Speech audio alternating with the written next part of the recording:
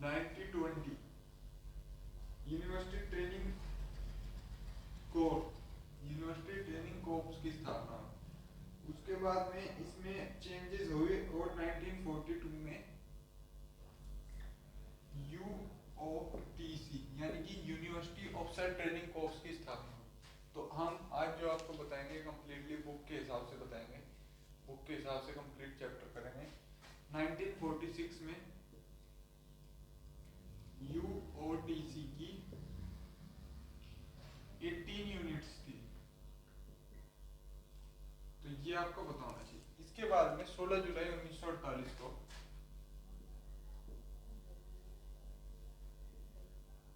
16 जुलाई 1948 को पंडित हरदेनाथ कुंजरू की अध्यक्षता में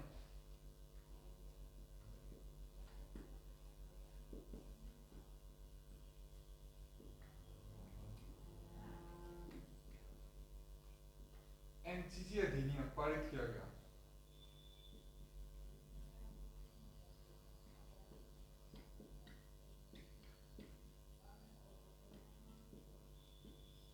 तो 16 जुलाई 1948 को पंडित हरदेनाथ कुंजरू की अध्यक्षता में एनसीसी अधिनियम पारित किया गया। तो इतना आपको नॉर्मली पता होना चाहिए। इसके बाद में हम देखेंगे कि first DG of NCC, first DG of NCC, तो फर्स्ट डीजी ऑफ एनसीसी, तो मेजर जनरल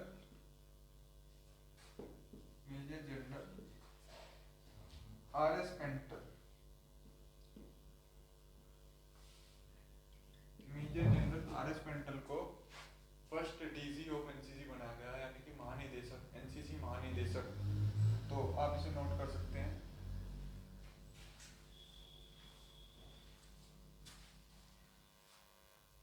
तो अब देखेंगे दोस्तों ध्येय ऑफ राष्ट्रीय कैडेट कोर,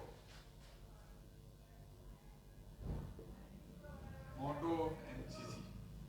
एनसीसी का मोटो है यूनिटी एंड डिसिप्लिन, एकता और अनुशासन। तो ये आपको याद होना चाहिए। इसके बाद हम बात करेंगे एनसीसी के उद्देश्य, यानी कि एम ऑफ एनसीसी। तो मैं एम ऑफ एनसीसी आपको बता देता हूं कि देश के युवाओं में चरित्र, सहचार्य, अनुशासन, नेतृत्व, धर्मनिरपेक्षता, रोमांच, स्मार्टनेस तथा निस्वार्थ सेवा भाव का संचार करना है। संगठित, प्रशिक्षित व प्रेरित युवाओं का एक मानव संसाधन तैयार करना, जीवन के प्रत्येक क्षेत्र में नेतृत्व प्रदान करना, देश की सेवा के लिए सदैव तत्पर रहना। सशस्त्र सेना में जीविका या कैरियर बनाने के लिए युवाओं को प्रेरित करने हेतु तो उचित वातावरण प्रदान करना है एनसीसी के उद्देश्य हैं। इसमें बाद में दी गया है कि राष्ट्रीय कैडेट कोर का फ्लैग। तो राष्ट्रीय कैडेट कोर का फ्लैग के बारे में मैं आपको बताऊंगा कि राष्ट्रीय कैडेट कोर का जो फ्लैग होता है उसके बारे में कि 3 रंग होते हैं। फ्लैग, एनसीसी फ्लैग, तो 3 रंग होते हैं इसके अंदर, लाल, नीला और आसमानी।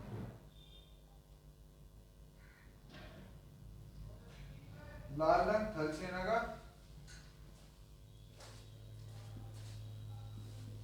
नीला रंग नौसेना और ये वायुसेना। आप देख सकते हैं ये क्वेश्चन आया हुआ भी है एनसीसी के पेपर में कि एनसीसी फ्लैग है जो उसमें कितने रंग होते हैं और कौन सा रंग कौन सी चीज को डिनोट करता है। तो you can note this also.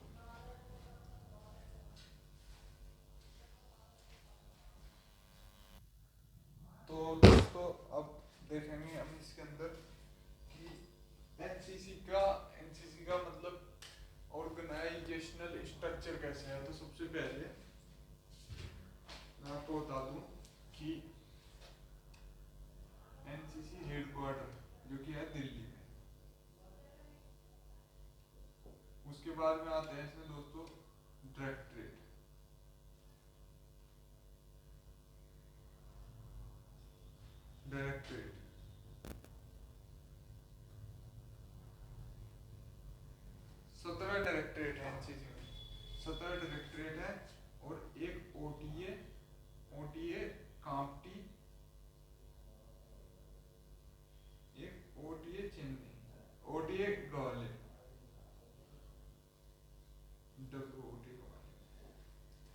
बाद में डायरेक्टरेट के बाद में आता है ग्रुप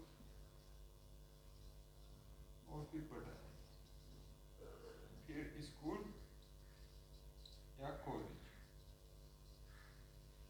तो ये तो है इसका ऑर्गेनाइजेशनल स्ट्रक्चर। तो अब हम इसके बाद में बात करेंगे कि ओटीए काम्प्टी और ओटीए गवर्नर के बारे में। तो ओटीए काम्प्टी जो है ये ट्रेन करते हैं मेल जो एएनओस बनते हैं उनकी ट्रेनिंग ओटीए काम्प्टी में होती है, काम्प्टी नागपुर। और डब्ल्यूओटीए का मतलब है वुमेन ऑफिसर ट्रेनिंग एकेडमी, जो कि है ग्वालियर मध्य प्रदेश में। तो ये फीमेल के लिए ट्रेनिंग का एक इंस्टीट्यूट है, तो आप इसे नोट कर सकते हैं।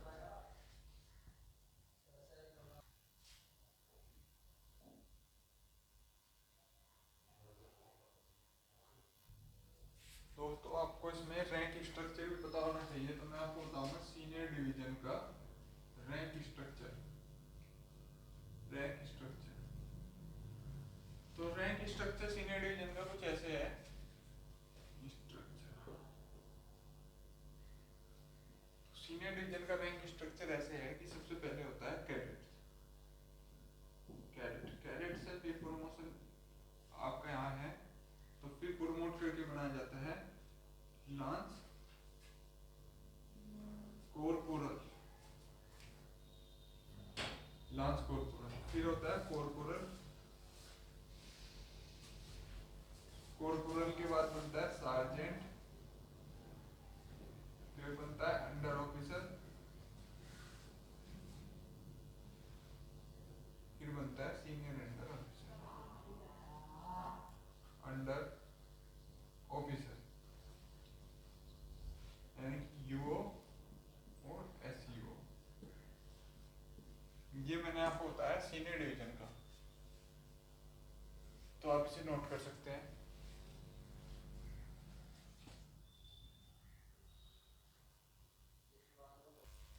इसके बाद हम देखेंगे कि सीनियर डिवीजन के अंदर एएनओस की क्या रैंक होती है। तो यहाँ पर मैं रैंक स्ट्रक्चर देखेंगे हम एएनओस का। एएनओस का रैंक स्ट्रक्चर होता है सबसे पहले लेफ्टिनेंट, फिर कैप्टन और लास्ट में मेजर। तो ये एएनओ के रैंक स्ट्रक्चर है। तो ऐसे एएनओ का प्रमोशन होता है और रैंक उन्हें ऐसे मिलते हैं, पहले लेफ्टिनेंट, फिर कैप्टन, फिर मेजर। तो अब हम इसके बाद में देखते हैं कि एनसीसी के अंदर नेक्स्ट टॉपिक इसमें दिया गया है कि एनसीसी में जैसे दोस्तों आप देखते हो एनसीसी के अंदर कैसे कैसे है। एनसीसी में अगर 9 to 8 to 10th 8th में भी एनसीसी मिल जाती है जूनियर डिवीजन में, तो ये तो आते हैं जूनियर डिवीजन में। जूनियर डिवीजन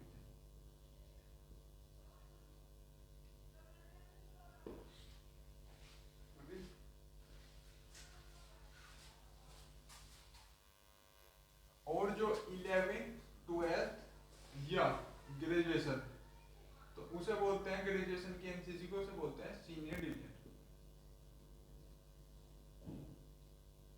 तो एनसीसी का जो स्ट्रक्चर है वो है जेडी, जेडब्ल्यू, एसडी, एसडब्ल्यू, यानी कि junior division junior wing, senior division senior wing. SW girls cadet को बोलते हैं और जेडब्ल्यू भी गर्ल्स कैडेट को बोलते हैं जो जूनियर डिवीजन में होती है। इसके बाद हम बात करेंगे जैसे जो नेक्स्ट टॉपिक है बुक के अंदर। तो बुक के अंदर नेक्स्ट टॉपिक है कि एनसीसी के अंदर कौन कौन से सम्मान पदक दिए जाते हैं। तो एनसीसी के अंदर जो सम्मान पदक दिए जाते हैं वो है जैसे सबसे पहले रक्षा मंत्री पदक, रक्षा मंत्री पदक यानी कि आरएम अवार्ड,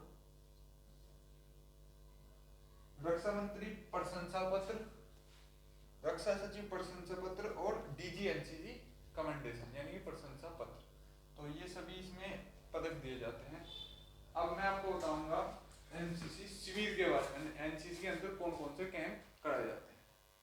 तो अब हम देखेंगे कि एनसीसी के अंदर कौन कौन से कैंप लगाए जाते हैं। पहले मैं एनसीसी की ट्रेनिंग ड्यूरेशन बता देता हूँ आपको। तो एनसीसी की ट्रेनिंग ड्यूरेशन अगर आप जेडी से करते हो, जेडी से लेकर एसडी तक, यानी कि 2 इयर्स होते हैं आपके सर्टिफिकेट, 2 इयर्स होते हैं आपके बी सर्टिफिकेट और 1 ईयर होते हैं आपका सी सर्टिफिकेट। तो टोटल मिला के 5 इयर्स की कंप्लीट एनसीसी है।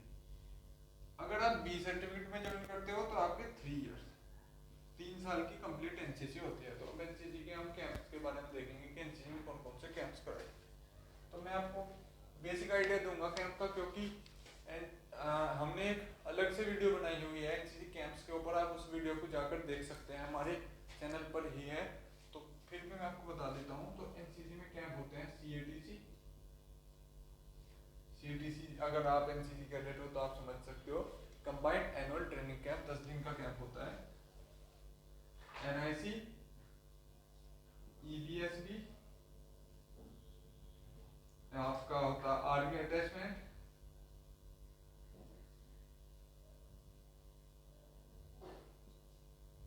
TSC, RDC. ये मैंने आपको नॉर्मली बताए हुए हैं, क्योंकि हमने कैंप के ऊपर एक अलग से वीडियो बनाई हुई है जिसमें हमने एडवेंचर ट्रेनिंग बताई हुई है। कंप्लीट कैंप, जितने भी एनसीसी के अंदर कैंप होते हैं, वाईपी, पैराट्रूपर कैंप, एवरीथिंग, तो वहाँ हमने डीप डिटेल बताई हुई है कैंप के बारे में। तो आप हमारे चैनल पर जाकर उस वीडियो को जरूर वॉच कीजिए, आपको काफी कुछ अच्छा जानने को मिलेगा और आप उसमें देखकर आपको नए आइडिया भी आ सकते हैं कि हम भी इस कैंप को कर सकते हैं। तो आप उस वीडियो को जरूर वॉच करें। तो अभी हम इसके बाद में देखते हैं।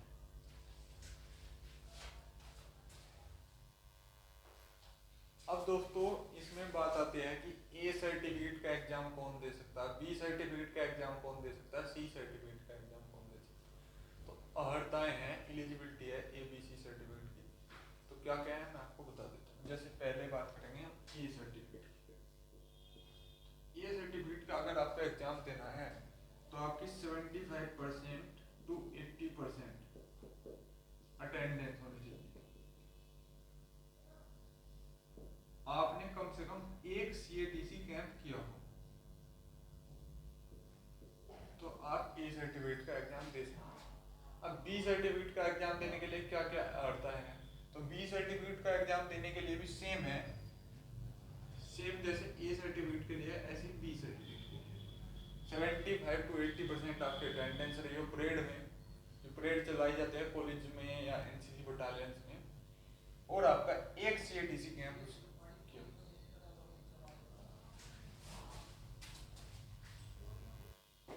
तो दोस्तों बी सर्टिफिकेट का भी सेम यही है कि 75 to 80% आपकी अटेंडेंस होनी चाहिए और आपका एक सीएटीसी कैंप हो। लेकिन सी सर्टिफिकेट के लिए आपको अलग से है कि सी सर्टिफिकेट में आपकी 75 to 80% तो अटेंडेंस होनी चाहिए, एक सीएटीसी कैंप भी होना चाहिए और आपके पास बी सर्टिफिकेट भी होना चाहिए, जब भी आप सी सर्टिफिकेट का पेपर दे सकते हो। ऐसा बी सर्टिफिकेट में नहीं है, क्योंकि आपके पास अगर ए सर्टिफिकेट नहीं है तो आप तब भी बी सर्टिफिकेट दे सकते हो, लेकिन सी सर्टिफिकेट में आपके पास बी सर्टिफिकेट होना जरूरी है जब भी आप सी सर्टिफिकेट का पेपर दे सकते हो। तो दोस्तों एक एनसीसी का बहुत ही मोस्ट इम्पोर्टेंट पॉइंट रह गया है जो आपको काफी हर एनसीसी कैडेट को पता होना चाहिए, वो है NCC song. NCC song B certificate और ए सर्टिफिकेट में लिखने के लिए आता है, सी सर्टिफिकेट में नहीं आता, क्योंकि सी सर्टिफिकेट में भी एनसीसी का टॉपिक नहीं है। तो आपको ये भी कवर करना है। और ग्रेडिंग का आपको पता ही है कि अगर आपकी 80% से ऊपर मार्क्स हैं तो आपका A grade, 65 to 80% B grade, 50 to 65% C grade. तो ये आपकी ग्रेडिंग है। ये एनसीसी का टोटल हमने आपको बता दिया है। तो इसमें वैसे चैप्टर काफी बड़ा है, हैंडबुक के अंदर आप उसे नॉर्मली पढ़ सकते हो, लेकिन हमारी यह वीडियो आपकी काफी हेल्प करेगी इस चैप्टर को कवर करने में। तो आप पढ़ सकते हो और एग्जाम के प्रोस्पेक्टिव से क्या क्या इसमें क्वेश्चन आने वाले हैं उन्हें अभी हम डिस्कस करेंगे।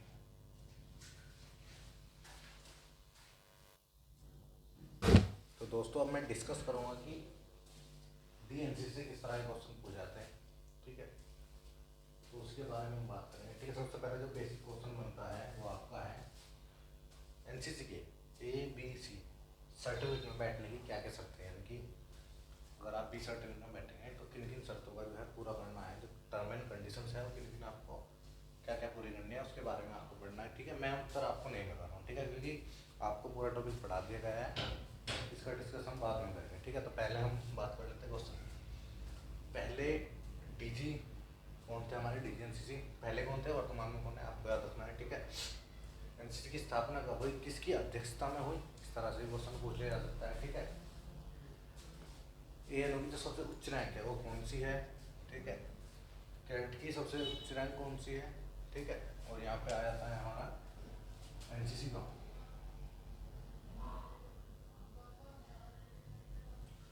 एनसीसी का आपको पूरा लिखना है, किसके द्वारा लिखा गया है वो भी आपको याद रखना है, ठीक है। एनसीसी की स्थापना कब हुई, ये भी क्वेश्चन आपसे पूछ लिया जाता है, ठीक है। मैंने यहाँ पे लिख रखा है सब कुछ। एनसीसी गाना आपको याद रखना है, किसके द्वारा लिखा गया है वो आपको याद रखना है, ठीक है।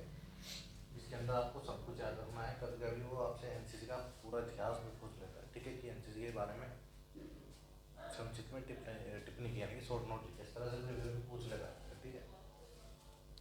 बाकी यहाँ से आप सब याद कर सकते हैं, पढ़ा दिया गया है आपको। इसके बाद हम कोई भी वीडियो इस तरह की नहीं बताएंगे जिसमें आपको पूरा टॉपिक डिस्कस कराया जाएगा, ठीक है। अब सिर्फ हम पीडीएफ लेंगे, उसमें क्वेश्चन आंसर डिस्कस करेंगे बस, ठीक है, इतना ही। बाकी यहाँ से पूछ सकते हैं आप सब कुछ, यहाँ से पूछा जा सकता है। बाकी मैं भी और भी आपको बता दूँगा कहाँ से और भी पूछा जा सकता है, ठीक है। कभी कभी पूछा जाता है कि एनसीसी की स्ट्रेंथ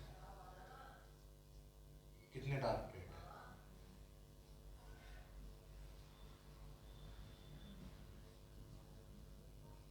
टारगेट है, कितनी बटालियन है,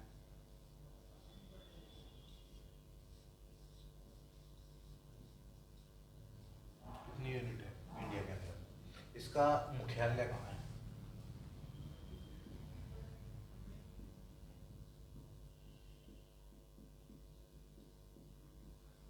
ठीक है। यहाँ से पूछ लिया जा सकता है, ठीक है। ये सब आप देख सकते हैं। और इसमें से ये भी पूछ लिया जाता है कि जो एनसीसी है आपका, इसमें तीन है ना अपना, एक तो आर्मी का, एयरफोर्स, नहीं, इनमें पूछ लेता है आपसे कि इसकी कितनी यूनिट है, इसकी कितनी यूनिट है, इसकी कितनी यूनिट है, आपको सब पढ़ना है, ठीक है। इसका थोड़ा चेंज भी होता रहता है, कभी कभी बढ़ भी जाता है, तो वो सब आप याद रख सकते हैं, ठीक है। स्ट्रेंथ पूछ लेता है आपसे, ठीक है। और इसमें आपको क्या याद रखना है, ग्रुप कमांडर का नाम,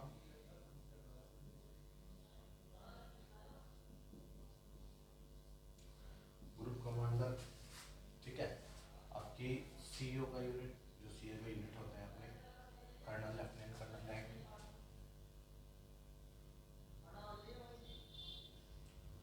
जेसीओ, ट्रेनिंग जैसे इस तरह से, मतलब एसएम सूबेदार मेजर जी के इसमें पूछ लेता है। एडम अफसर आपका पूछ लेता है। इन सब के नाम आपको अपने प्रॉपरली याद होने चाहिए विद डेजिग्नेशन, ठीक है।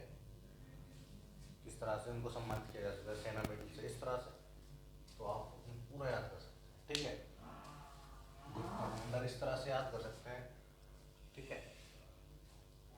बाकी यहाँ से आप सब देख सकते हैं, और भी जो डिस्कस होगा अभी वो भी कर लेंगे।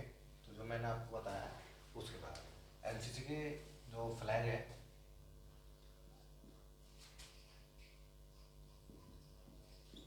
इससे भी क्वेश्चन कभी पूछ लिया जाता है कि उसमें जो कलर है वो क्या दर्शाता है, ठीक है। सारा कुछ आप पढ़ सकते हैं, बता दिया गया है आपको। जी एनसीसी सर्टिफिकेट में मुश्किल ही पूछा जाता है, और भी मतलब हमें यह कन्फर्म नहीं मिल जाता है, ठीक है। यहाँ से आप देख सकते हैं पूरा। कभी कभी आपसे पूछा जाता है कैडेट की जितनी भी रैंक है उन सब के बारे में बताइए, ठीक है।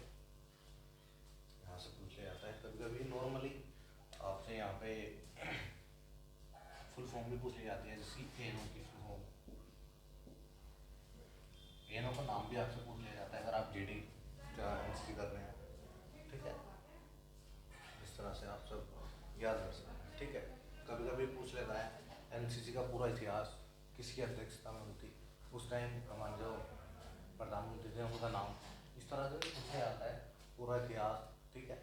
वर्तमान में कितनी यूनिट है, कितने बच्चे जो हैं, कितने आर्मी, कितने, ठीक है, कितने नेवी, कितने एयरफोर्स, ये सब आप पढ़ सकते हैं, ठीक है। तो बाकी डिस्कस करेंगे अगली वीडियो में, अगला टॉपिक। टॉपिक हमारा जो भी हो आपको बता दिया जाएगा। और हमारा DNCC यहीं पे हम खत्म करते हैं, ठीक है। और ये हैंडबुक के अकॉर्डिंग था, बाकी इससे अलग अगर कुछ रह रहा है तो आप खुद भी पढ़ सकते हैं, ठीक है। डोंट डिपेंड ऑन एनीबॉडी, ठीक है। बी इंडिपेंडेंट, अपने आप पे आपको डिपेंड रहना है, किसी पे नहीं, ठीक है। तो इसलिए हमारा जो पैशन है वो हम मन करता है कि हम पढ़ाएं, ठीक है। हमें किसी मतलब पैसे अर्न करने का हमारा कोई भी मोटिव नहीं है, ठीक है। इसीलिए आप अपना तैयारी करें, ठीक है। अभी हम सोच रहे हैं कि इंफॉर्मेशन की वीडियो बनाएंगे, इसीलिए हम सोच रहे हैं।